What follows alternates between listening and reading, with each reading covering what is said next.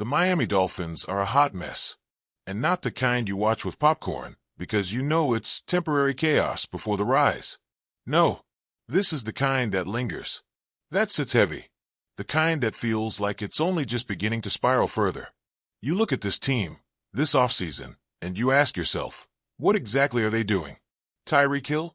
Let's not pretend it wasn't a nuclear moment, a season-ending implosion that had consequences, direct or not.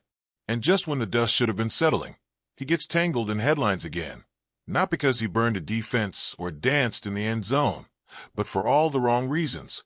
There's nothing quiet about the noise coming from Miami. No clean resets. Just chaos wrapped in silence from the people who should be talking. Then there's the Jalen Ramsey story. You don't trade a cornerstone unless you're rebuilding, unless something deeper is cracked. And if you're not rebuilding, then why even entertain it? Why let that idea live long enough to reach the public? Because once it's out there, it lingers.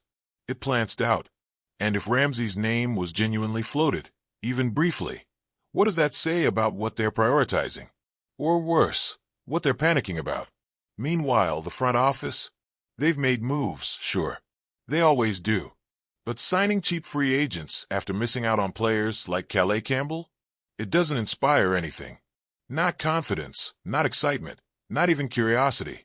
It just sits there, like a placeholder, like they're hoping no one notices how many spots on this roster are still wide open, waiting for someone, anyone, to claim them.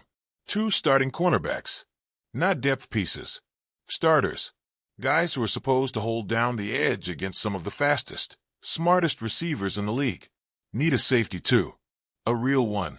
Someone who can read the field, clean up the mess when it leaks through. And believe me, it's going to leak through. Defensive tackle, still open.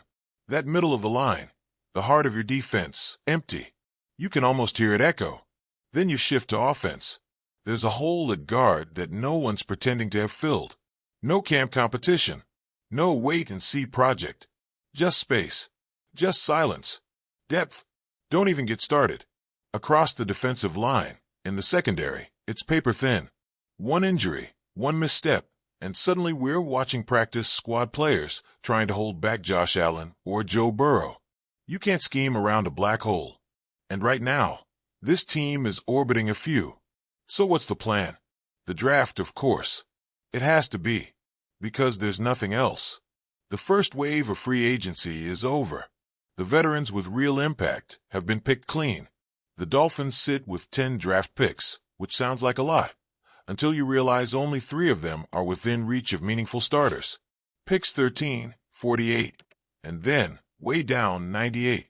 After that, it's guesswork. Depth fodder. Maybe you get lucky. Maybe you find a spark. But starters? You don't find 4 or 5 of them after pick 100. That's not how this works. So now the draft isn't a luxury. It's the last lifeline. And even that rope is fraying. Because pick 13. That's your only real power position. The only place where you might find someone who can start week 1 and not look lost. And you have to ask yourself, do you use that on a single guy, no matter how good he might be? Or do you trade it down, multiply your chances, and hope to fill more than just one gap? The answer feels obvious. This isn't a team looking for that final piece. This isn't a contender fine-tuning its masterpiece. This is a team trying not to collapse under its own weight. The draft can't be about flash.